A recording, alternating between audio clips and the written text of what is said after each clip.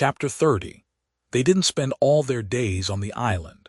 They spent more than half of them wandering at will through the enchanted Muskoka country.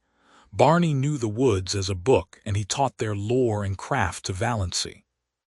He could always find trail and haunt of the shy wood people. Valancy learned the different fairy likenesses of the mosses, the charm and exquisiteness of woodland blossoms. She learned to know every bird at sight and mimic its call, though never so perfectly as Barney. She made friends with every kind of tree. She learned to paddle a canoe as well as Barney himself. She liked to be out in the rain, and she never caught cold. Sometimes they took a lunch with them and went berrying, strawberries and blueberries. How pretty blueberries were, the dainty green of the unripe berries, the glossy pinks and scarlets of the half-ripes, the misty blue of the fully matured. And Valancy learned the real flavor of the strawberry in its highest perfection. There was a certain sunlit dell on the banks of Mistawis along which white birches grew on one side, and on the other still, changeless ranks of young spruces. There were long grasses at the roots of the birches, combed down by the winds and wet with morning dew late into the afternoons. Here they found berries that might have graced the banquets of Lucullus, great ambrosial sweetnesses hanging like rubies to long, rosy stalks.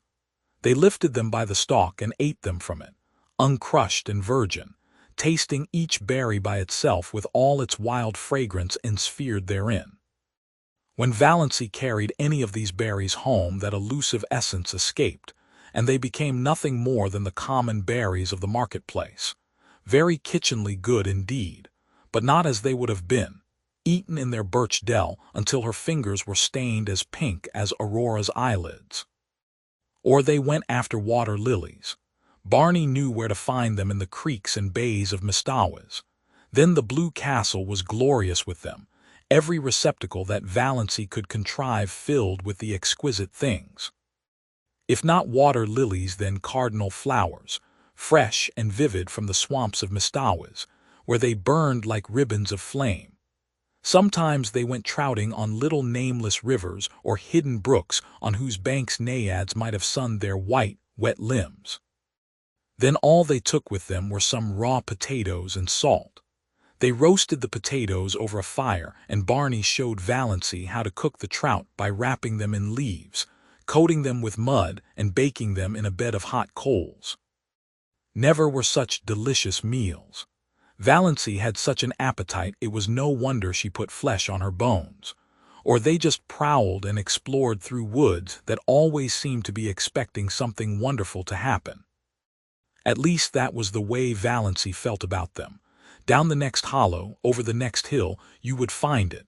"We don't know where we're going, but isn't it fun to go?" Barney used to say. Once or twice night overtook them, too far from their blue castle to get back. But Barney made a fragrant bed of bracken and fir boughs, and they slept on it dreamlessly, under a ceiling of old spruces with moss hanging from them, while beyond them moonlight and the murmur of pines blended together so that one could hardly tell which was light and which was sound. There were rainy days, of course, when Muskoka was a wet green land. Days when showers drifted across Mistawis like pale ghosts of rain, and they never thought of staying in because of it. Days when it rained in right good earnest and they had to stay in. Then Barney shut himself up in Bluebeard's chamber and Valancy read, or dreamed on the wolfskins with Good Luck purring beside her, and Banjo watching them suspiciously from his own peculiar chair. On Sunday evenings they paddled across to a point of land and walked from there through the woods to the little Free Methodist church. One felt really too happy for Sunday. Valancy had never really liked Sundays before. And always Sundays and weekdays she was with Barney. Nothing else really mattered. And what a companion he was, how understanding, how jolly, how Barney-like, that summed it all up. Valancy had taken some of her $200 out of the bank and spent it in pretty clothes. She had a little smoke blue chiffon which she always put on when they spent the evening at home, smoke blue with touches of silver about it. It was after she began wearing it that Barney began calling her Moonlight. Moonlight and Blue Twilight, That is what you look like in that dress. I like it. It belongs to you.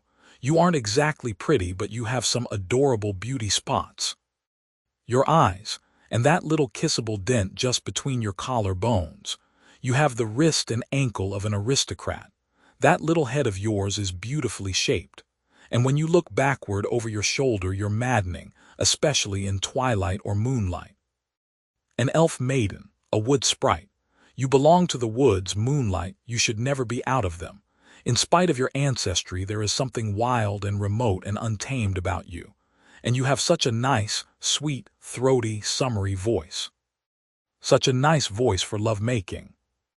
Sure and ye have kissed the Blarney Stone, scoffed Valancy. But she tasted these compliments for weeks. She got a pale green bathing suit, too, a garment which would have given her clan their deaths if they had ever seen her in it. Barney taught her how to swim. Sometimes she put her bathing dress on when she got up and didn't take it off until she went to bed, running down to the water for a plunge whenever she felt like it and sprawling on the sun-warm rocks to dry. She had forgotten all the old humiliating things that used to come up against her in the night, the injustices and the disappointments. It was as if they had all happened to some other person, not to her, Valancy Snaith, who had always been happy. I understand now what it means to be born again, she told Barney. Holmes speaks of grief staining backward through the pages of life, but Valancy found her happiness had stained backward likewise and flooded with rose color her whole previous drab existence. She found it hard to believe that she had ever been lonely and unhappy and afraid. When death comes, I shall have lived, thought Valancy. I shall have had my hour. And her dust pile. One day Valancy had heaped up the sand in the little island cove in a tremendous cone and stuck a gay little Union Jack on top of it. What are you celebrating? Barney wanted to know. I'm just exorcising an old demon, Valancy told him.